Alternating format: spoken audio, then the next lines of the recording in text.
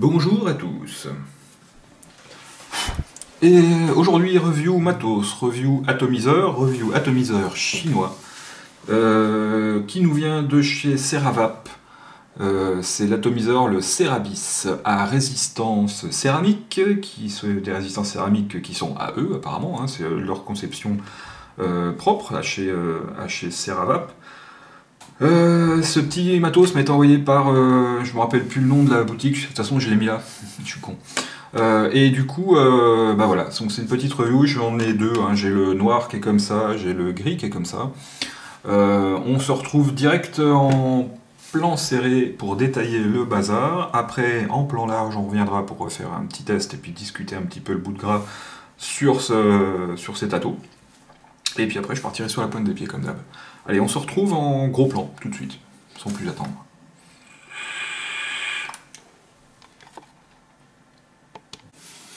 Hop, c'est parti.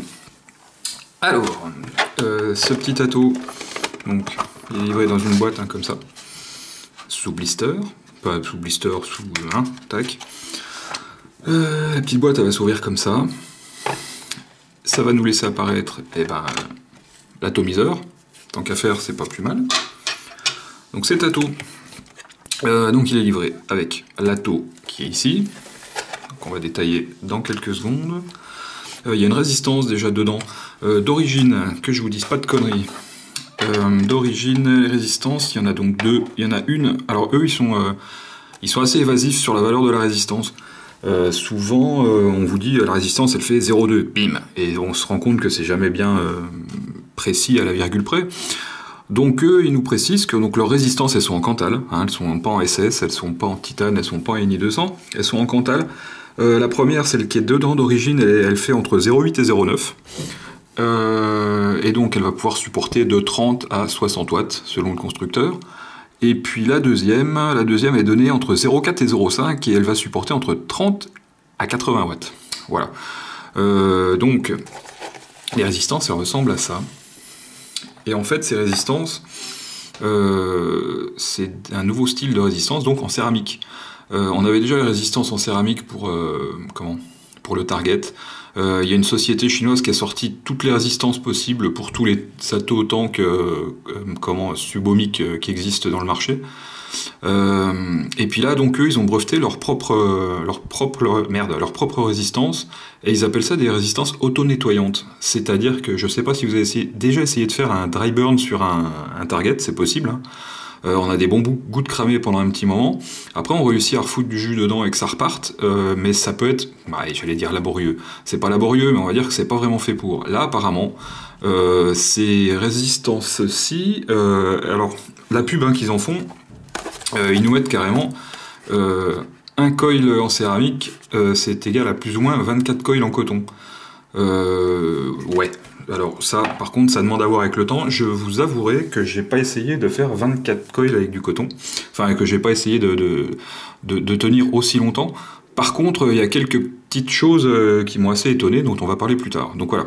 Donc ça, c'est la résistance supplémentaire, donc qui est 0,4-0,5 ohms. Donc elle ressemble à ça, hein. Elles sont un petit peu différentes des résistances classiques, hein. On voit à l'intérieur les deux petites pattes là qui descendent. Donc l'air, en fait, hein, il va arriver par ici, hein. Quand on le mettra dans la base, je vous montrerai aussi après.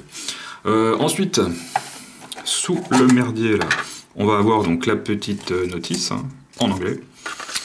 Et puis des joints de rechange. Et puis, dans ces joints de rechange, hop, je vais mettre ça là, des petits joints de rechange donc classiques. Il y a même un petit insulateur, là, pour remplacer celui qui est au fond du pin 510, plutôt pas mal. Et puis ça, alors ça après, ça doit certainement convenir aux gens qui vapent à 80 watts, donc ça ne me concerne pas des masses. Ce petit truc là, hop, je vais remettre ça là. Ce petit truc là, en fait, c'est fait pour mettre là au-dessus, voilà, comme ça. Ça, à mon avis, c'est pour les gens qui vapent assez fort et qui pensent que ça c'est un peu chaud. Bon, voilà. Moi je mets pas parce que je trouve ça d'une mocheté indéfinissable. Voilà, après ça n'engage que moi. Je vais ranger un petit peu mon merdier là. Hop. Et puis on va détailler l'atomiseur. Alors, bon, bien sûr, ces deux atos, ils ont servi, donc ils sont cacaboudins. Je vais essayer de mettre un petit coup de chiffon dessus. Enfin, de chiffon, je vais mettre un coup de t-shirt. Voilà. Alors, donc, détaillation. On va commencer par le haut. Un drip tip. Donc le drip tip, hop, il est en... Alors ça a servi, hein, tout ça. Il est en plastique ici. Il est en plastique à l'intérieur. On voit peut-être même la délimitation, la hara ici, là. Et puis le tour est en alu. Voilà. Donc ça limite un petit peu les goûts de chaud, on va dire. Le remplissage de cet ato va se faire par le dessus. C'est encore plein de flotte cette histoire. Donc le remplissage va se faire par le dessus. Donc on va ouvrir ici. Il y a de la place pour pouvoir verser directement avec une fiole. Moi je l'ai rempli un paquet de fois déjà, que ce soit celui-là ou le gris. Il y a moyen de remplir directement avec la fiole en elle-même. Pas besoin de pipette, pas besoin de trucs spéciaux. Ça c'est plutôt pas mal. Voilà. Hop, je vais refermer. Et là, je vous entends déjà dire, putain, mais ce tank, il a pas de Pyrex, ça doit être super chiant pour voir le niveau. Et on y vient, calmez-vous.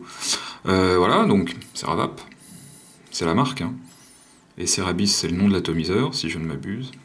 Voilà, c'est marqué au cul, là. Et là, donc, on va passer au cul directement. Le réglage d'airflow, bon, classique, hein. C'est un gauche-droite, hein, on peut pas faire le tour complet, c'est un gauche-droite comme ça. C'est assez aérien quand même, hein, comme atomiseur. Hop. Et puis à l'intérieur, donc on va accéder à la résistance. Donc on ouvre ici. Alors la particularité, c'est que la résistance, elle va rester coincée dedans là. Voilà. Bon, dedans c'est encore un peu caca. C'est l'usinage qui est comme ça, hein. On voit le côté. Vous voyez, il y a des traces noires dedans là. Ça c'est dû à l'usinage, hein. C'est pas dû au fait que j'ai vapé. Hop, voilà. Et donc la résistance, donc qui est enfichée dedans comme ça. Hop, tac. Et donc là, on a la résistance qui est en 0,809. Voilà, tac. Donc pour remettre la résistance, on appuie comme ça. On vient remettre ça comme ça. Et puis la particularité bien particulière de cet ato, ça va être qu'il y a deux positions. Donc là, on est en position fermée. Fermée, je ne vape pas. Donc je suis... en mode transport, on va dire, si je tire là-dessus, hein, ça va pas fonctionner. Et puis il y a la position vape, et la position vape, tac, voilà, là on est en position vape, tout simplement. Fermé, ouvert. Cette position, bah, après on peut vaper, donc tout simplement. Ce qui va se passer, c'est que quand on se met en position comme ça, bah, ça bouge tout. J'ai même testé, pour savoir si vraiment c'était étanche en fait. J'ai fait un test, hein, je l'ai ouvert comme ça. Tac. Et normalement on le remplit ici, hein. Quand on a les airflows sur certains atomiseurs, quand on a les airflows ouverts comme ça pisse et puis ça fuit. Bah moi j'ai poussé le vis encore plus loin, je l'ai ouvert, j'ai enlevé ça. J'ai fait bien attention que la résistance reste dedans, bien sûr. Hop. Je l'ai rempli par le dessus ici, en le laissant donc avec la résistance à l'air comme ça, hein. Je l'ai rempli par ici, donc en étant fermé, hein, bien sûr, hein, comme ça. Et pas de fuite. Donc je l'ai rempli avec de l'eau, carrément, hein, pour être sûr que ce soit quelque chose de bien fluide. Donc j'ai rempli avec de la flotte et ça n'a pas fui. Plutôt pas mal. Plutôt pas mal. Et du coup, ça n'a pas flingué ma résistance, parce que du coup, la résistance, là, bah, elle est imbibée de flotte, hein. Ça n'a pas flingué ma résistance, pour la simple et bonne raison que c'est une résistance céramique. Et bon, bien sûr, il ne faut pas le faire. Ne remplissez pas votre résistance avec de l'eau. J'ai juste fait ça pour la science, hein, pas pour juste pour voilà. J'ai fait 2-3 dry burn et puis c'est reparti. Voilà, pas de souci. Tac. Alors. Toc. Alors ils nous disent que cet ato, il est auto-nettoyant. Et ben ça, je vous expliquerai en plan large. Là, on va le remplir. Donc je ne vais pas remplir celui-là, parce que celui-là, je le destine à faire autre chose. On va prendre celui-là. Donc il existe en couleur acier aussi, comme ça. Pareil, hein. Même principe. Voilà. Je vous expliquerai aussi le Juice Control juste après. Donc là, je vais le remplir. Donc je le ferme, hein, comme ça. Je l'ouvre comme ça. Je le ferme et je l'ouvre. Je vais volontairement mettre du 100% VG dedans. Alors pour le remplir, on n'en met pas plus haut que la petite bague qui est au-dessus, là. Ça paraît presque logique. Hop, voilà, pas plus haut que ça. C'est déjà bien. Parce que vous en pensez. Hop, la dernière petite goutte. On vient revisser ça dessus, donc ça c'est bien usiné, voilà, ça pourrait être pire. On voit à l'intérieur ce que je vous montrais tout à l'heure sur le drip tip de l'autre. Je vais le remonter et vous montrer. Je vous disais que l'intérieur du drip tip était en délerin ou peu importe. Hein. Là, on voit bien, là, parce que l'autre il est noir, donc tout était noir. Là on voit bien que c'est blanc ici et blanc à l'intérieur. Voilà. Bah, l'autre c'est le même principe, sauf que c'est noir. Hop. Donc je vais remettre ça comme ça. Là je suis en position fermée. Là, je suis en position vape. On va pouvoir régler son arrivée de liquide. D'ailleurs, on voit les petites bulles là, bah, c'est le liquide qui revient dans la résistance. L'arrivée de liquide, bah, ça va être tout con. On va juste tourner le haut de l'atomiseur pour venir plus ou moins obstruer. Voilà. Là, il n'y a pas de bulle, on voit mieux. Pour venir plus ou moins obstruer son arrivée de liquide. Voilà. Hop, pardon. Avec la bague en tournant. Il y a d'autres atomiseurs qui étaient beaucoup plus fastidieux que ça à tourner, il fallait vraiment trouver le petit endroit qui allait bien et tout. Bah là on tourne carrément toute la base, et c'est pas mal. On m'a dit que, à force de faire ça et ça allait faire des fuites. Bah écoutez, j'en sais rien, moi j'ai pas encore eu de fuite à ce niveau-là. Ça fait quoi? Ça fait une bonne semaine que je le teste celui-là. Voilà. Non, j'ai pas l'impression d'avoir plus de fuite que ça. Alors c'est comme tous les atomiseurs, rien n'est anti-fuite. Donc il arrive un moment, on aura certainement un petit suintement ici, voilà. Bon, je sais pas, je peux pas vous en dire plus. Pour l'instant, moi, j'en suis plutôt content. C'est même plutôt étonnant que je sois content d'un petit ato je vais dire de crotte. Un petit ato chinois comme ça, voilà. À l'intérieur, là, on va voir le système anti-retour. On va peut-être mieux le voir si je vous vois comme ça, voilà. Le système anti-retour, là, donc la petite barre qui est en travers comme ça, bah, c'est pour empêcher les projections. J'ai envie de dire que c'est quand même un des rares atos chinois où j'ai pas de petits trucs qui pètent dans tous les sens. Là, peut-être que ça va me le faire tout à l'heure parce que j'avais passé la résistance à l'eau comme un connard.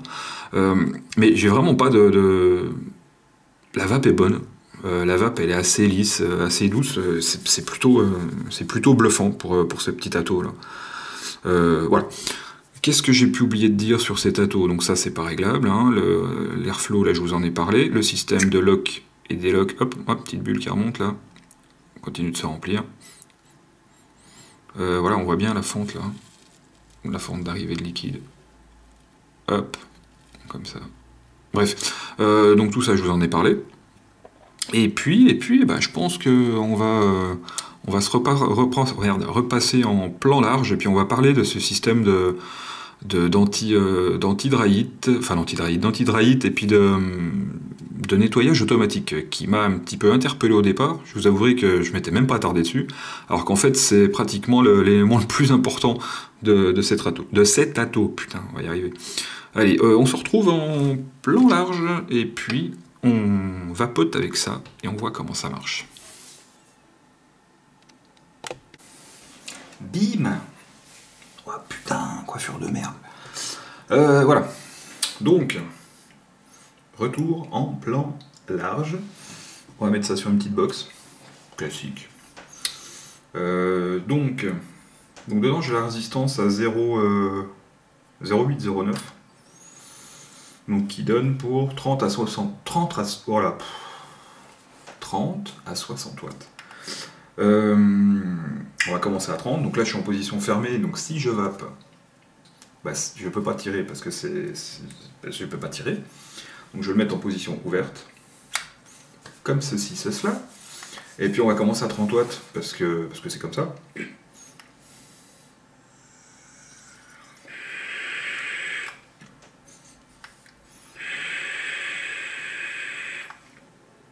Alors je suis ouvert en grand, j'ai l'airflow ouvert en grand aussi, le juice control ouvert en grand.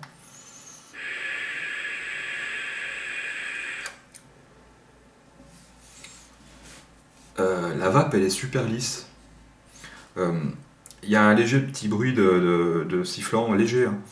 Je vais fermer un petit peu l'arrivée d'airflow de moitié on va dire. j'ai pas ces putains de crachotis comme on peut avoir des fois, vous savez, les petits bruits qui dérangent, j'allais dire les petits bruits d'atto à pas cher, de trucs pas forcément bien usinés, avec de l'air qui doit pas passer là où, enfin qui passe là où il devrait pas passer. J'ai pas cette impression là avec cet atto à 30 watts. Bon, comme il est donné jusqu'à 60 watts, ouais, jusqu'à 60 watts avec cette résistance, je vais déjà monter jusqu'à 40 pour voir. Hein. Donc là, je suis à 40 watts.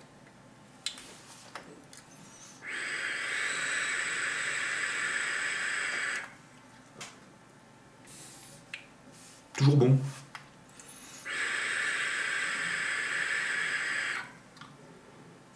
C'est étonnamment lisse. On a l'impression de...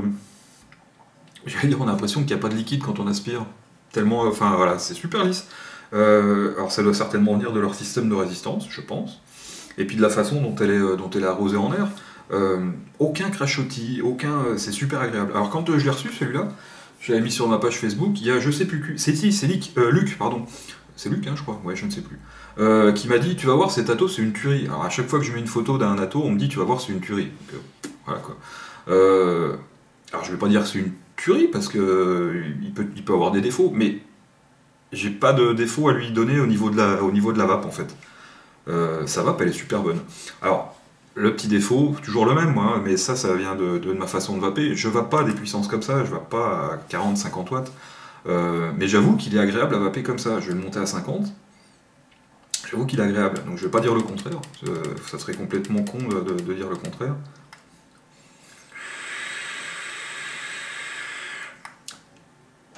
Voilà, il est intéressant vraiment au niveau du rendu. Moi, c'est le rendu que je vais avoir avec mes attos classiques à une trentaine de watts. Là, je l'ai à 50 watts, c'est-à-dire légèrement chaud, enfin tiède, pas chaud. La production de vapeur est sympa. Et puis ce que je vous disais, je me répète, mais c'est super agréable à vaper, c'est très lisse en fait. Très lisse, très agréable. Alors, le point suivant. Le point suivant, ça va être donc ce que je vous disais tout à l'heure, le système d'auto-nettoyage. Alors quand ils m'ont parlé d'auto-nettoyage, j'ai dit ah, ça y est, encore un truc à la con. Ils nous disent bon, tu vas jusqu'à la fin de ton tank. Une fois que tu arrives à la fin de ton tank, mon petit lapin, enfin ils m'ont pas dit mon petit lapin, mais bon, tu vas jusqu'à la fin de ton tank. À la dernière goutte, on va avoir un goût de chaud. Alors pas un bon gros goût de dry dégueulasse, un goût de chaud. Et donc on sait qu'on est à la fin. Puis de toute façon on le voit, parce qu'on n'est pas complètement débile. Et on se met à 30 watts. On le laisse ouvert comme ça. On fait 2 ou 3 dry burn de 5 secondes. Et après on remet du liquide et ça repart. Bon ça, sur le papier, ça peut bien marcher. Alors la première fois, moi je suis allé à la fin du tank.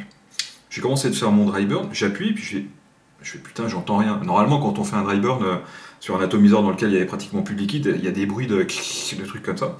Là, j'entends rien. J'entends rien, je vois rien qui sort. Je me suis dit putain, ça marche pas. Je me suis dit tiens, ma box elle déconne. J'avais fait ça sur ma petite box bleue là sur laquelle j'avais roulé. Je me suis dit ça se trouve elle est daubée. J'enlève l'atto, je le mets là-dessus. Je rappuie, la même chose. Pas de bruit, pas de. Puis je sens quand même un petit peu comme ça. Puis je sens un petit goût de chaud. Voilà, pas un goût de cramé, un goût de chaud comme.